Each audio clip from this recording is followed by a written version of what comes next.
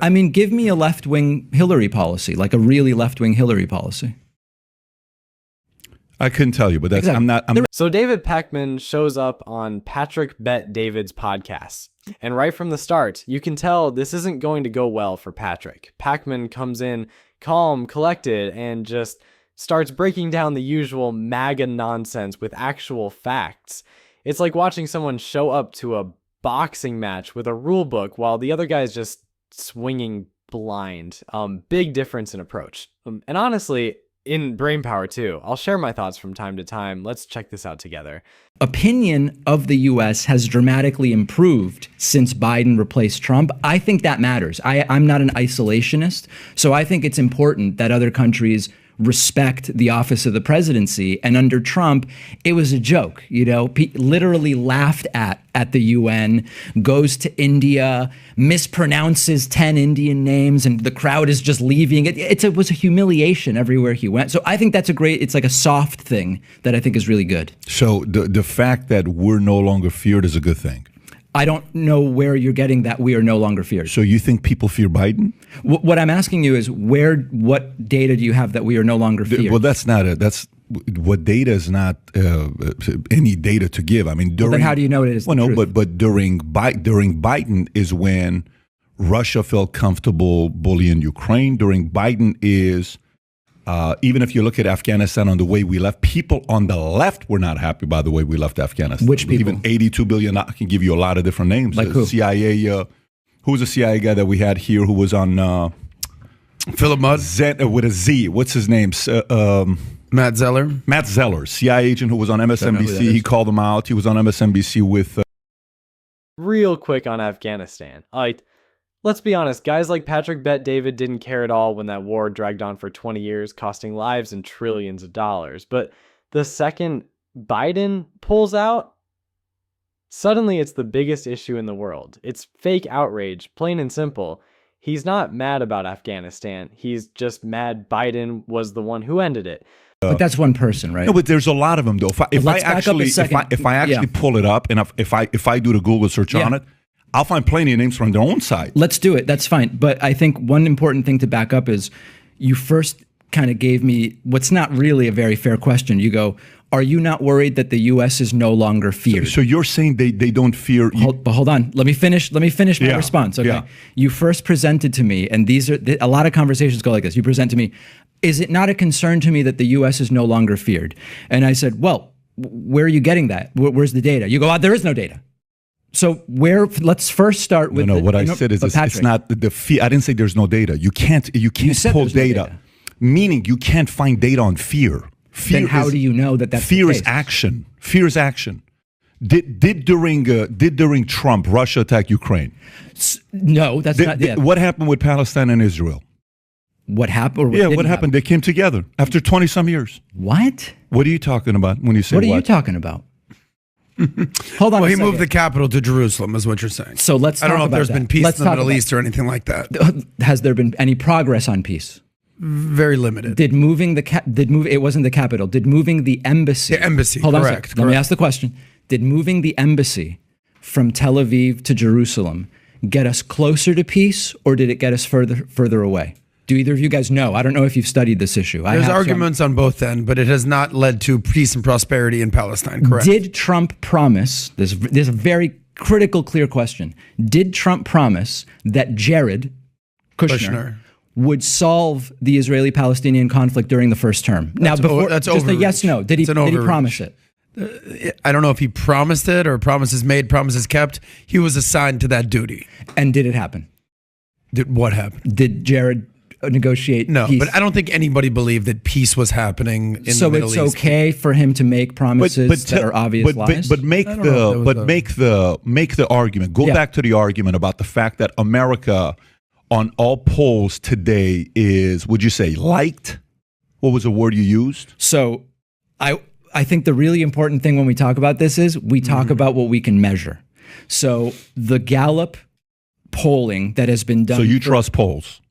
Oh, come on. But that's where we're going, though.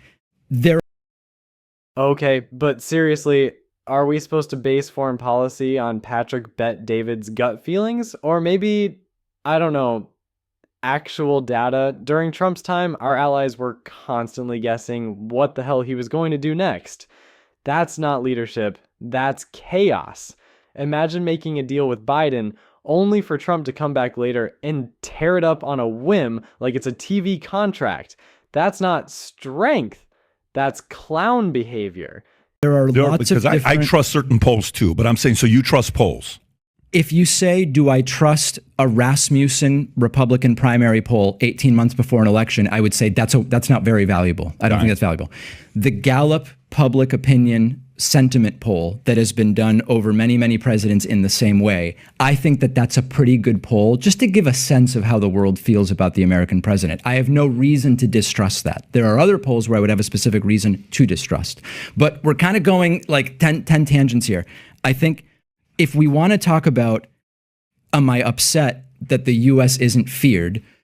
Since you brought that question forward, the appropriate thing would be for you to give me the data. But no, go back to what you said. You said U.S. is what? You said you like the fact that U.S. is liked more today under Biden? No, I didn't use that term. What was the term you used, if you don't mind saying it again? On average, countries respect the U.S. more now that Biden is president. And Trump you is value that. I think it's important because can I tell you why? Sure. I think it's important because between trade and globalization and problems we deal with that don't respect the borders of countries, it's important to be, again, it's not about liked, it's not about, it's to be respected globally. I do think that actually matters. So why do you think they didn't like or respect Trump? One more thing. Why wouldn't we want global respect? Trump kept whining that other countries were laughing at us. Yeah, they were, but not at America. They were laughing at him, at the chaos, the nonsense, the complete lack of professionalism. And honestly, I'd think even Patrick Bet-David could wrap his head around that, but maybe I'm giving him too much credit. Let's see what you're going to say with that. Why do you think? Tell me.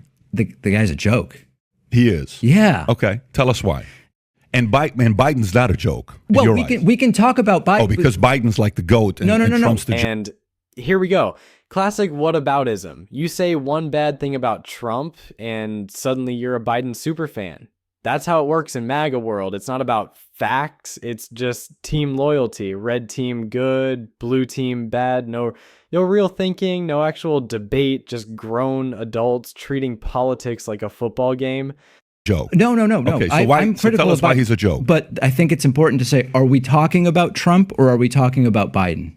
No. We can talk about both, identify let's both. Talk about them one at a time. Stay on Trump. Okay, stay on Trump fair. When he says he's a joke. Tell us why you think he's a joke. Promises made that were not kept that he told us he was going to achieve for us. Let's look at some of them. I'm going to get rid of Obamacare and replace it with, his word, a beautiful replacement where everyone will have care and it's going to be affordable. Okay. Just flat out didn't happen. The one proposal that Republicans made would have led to 24 to 32 million people losing health care. I consider that a failure. I don't think Obamacare is perfect, but it's better than the thing Trump said he was going to bring us. That was just a failure. 2, build a wall across the entire U.S.-Mexico border, which Mexico is going to pay for. It's not even worth having a conversation. I mean, just a joke. Of course, completely didn't happen. Solve the Israeli-Palestinian conflict. No progress made. In fact, to be honest, and this is, if we want to delve into that, moving the embassy from Tel Aviv to Jerusalem got us further from that because it's seen as a sort of a taunting measure if you understand the internal politics of what's going on there. Was going to, made some space travel promises. I mean, I can't think of promises he made that he did keep.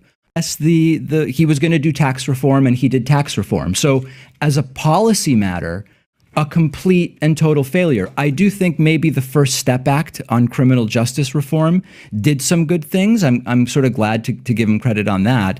But so, on policy, failure. And then, on rhetoric, we could spend 3 hours just looking at quotes. So I'm curious to see exactly how you think now. So if COVID doesn't happen, does he get reelected? Yes. Why? Well, because his followers don't care about policy. I interview them all the time, and I say His followers don't care about policy. they don't care about achievements. They care about Hillary bad, Hillary Marxist, Hillary socialist. You think Hillary's good? Did I say that? No, I'm asking you. Oh no, I don't think Hillary was a good candidate, and she's to my right. No, I don't think Hillary's good, but I thought she was better than Trump. She's to your right. She's to my right. Yeah, Hillary So is she'd a be very a moderate conservative Democrat. yeah, in your world. Yeah, yeah. Got it. I mean, give me a left-wing Hillary policy, like a really left-wing Hillary policy. I couldn't tell you, but that's Exactly. I'm There not. is- Of course he does that. Like, Patrick Bet David isn't about facts. He's about vibes. Every time Pakman hits him with something solid, he dodges, deflects, or starts rambling about some random angle. This isn't a debate for him. It's just reacting and trying to save face. But it's not the point. But you're saying you would much rather have a Hillary than a Trump. I would rather. Okay, so go back to Much rather, I don't know. So go back to he gets reelected. Why? Because his voters could care less about policies. They That's what you're couldn't saying. care less. Fine, no problem. So, but we both know that it's not the right that elects him, and it's not the left that elects whoever on the left. It's whoever's in the middle, Not true. the 8 to 12% that kind of says, you know what, I'm going to go this side, this time around, or versus more people come out for, their candidate, meaning a lot Not of people really would true. come out for Obama. Okay, so explain yourself. What it actually more depends on is who chooses to go out and vote. It's less about, there's often this idea in politics, and there's lots of people who are really good on this issue that you could talk to, Rachel Bidikofer and even Frank Luntz, even though he's partisan, I think he would concede this as well. He's on the right. Pollster, you mean? Yes. Frank Luntz, yeah. The idea of the swing independent voter that sometimes on presidential elections will vote for a Republican and sometimes a Democrat, very, very small percentage of people. More common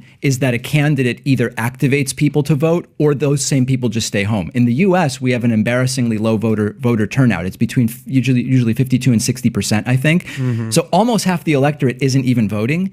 It's less about people who vote one way and then another way. It's more about people who say, I'm just going to stay home versus I'm going to go out and vote. If they vote, it's clear. So you're saying that the middle voter doesn't matter at all? No, I didn't say that. So what are you saying then? I said they matter much less than who is partisan chooses to vote. But or it's to stay fair home. to say that, okay, if he continues,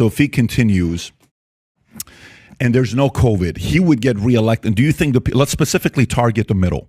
Forget the people on the side that would show up. Well, okay? but why? That's the question I want to do with you right now. So if we specifically focus on the middle, the independent, the libertarians, would they have chosen to stick with Trump, or would most have wanted to replace him with somebody else? It's a polling question. I don't have the data. Well, you're the poll guy, so I'm asking you. I don't have the data in front of me. Okay, I'd be curious to know. So but you're also correcting me to say that's not true. That's the middle and the independents that didn't elect him. You're saying it's who showed up that elected him. As a general concept, Right. Elections swing less based on independents who sometimes vote Republican and Democrat. That's a small factor. A bigger factor is, are voters activated by their candidate, or are they deactivated where they go, I don't like this person, but I'm definitely not voting for that one. I'll stay home. So Isn't it a bit of both, though? It's a bit of both. Because but what we I'm all saying is saw it's what more happened in one the than Rust other. Belt. We've seen countless stories about, I voted for Obama. I'm not racist. I voted for Obama. What are you talking about? I voted for Bush, then I voted for Obama, and then Trump showed up. He made some promises. He was in the Midwest. He was out there. He was reaching out, touching hands. Hillary was too busy in New Mexico and Arizona.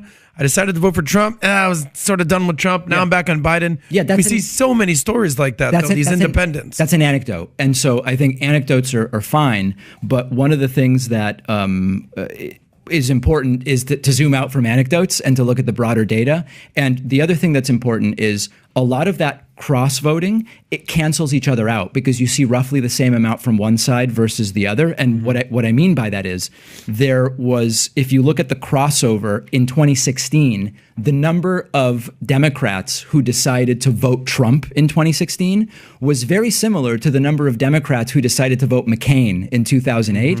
So it's a roughly predictable number. You're talking about Democrats who have switched over. I'm talking about just there's legitimate independents. I'm giving you just one example of this people who go either way or whatever. It's relatively stable and predictable, so it's rarely a difference maker. That's my only point. And we can anecdotes all day. Jim Bob's wife decided to vote Hillary or what. That's totally fine. But let's do data, because you're a data guy. Yeah. So if you're a data guy, tell us, when you're saying it's not necessarily that the middle would have had Trump. Yeah.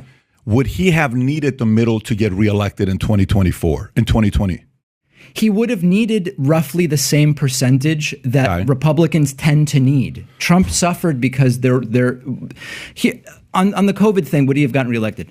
It's not only if COVID didn't happen, Trump probably would have gotten reelected. I think if when COVID started, instead of Trump saying, we have 15 cases, soon going to be 0, do flu vaccines work on COVID? What about bleach injections? All that stuff. If instead of that, Trump said, hey, you know what? We're the United States. We're going to deal with this better than anybody else. We're making MAGA masks. And by the way, 50 cents on every dollar will go, his normal fundraising scams, right? Do the scams, but do the MAGA masks. And if he said, we're going to be absolutely the best on this thing, he wins. We saw it in New Zealand. We saw it in other places. It was a missed opportunity. Now, I think it was just a miscalculation in the sense that somewhere Trump probably thought it was really going to go away. I don't know who was around him. I don't know by Easter of 2020, right? I mean, okay. So I think Trump, even if he had just done that, and because we saw, why though?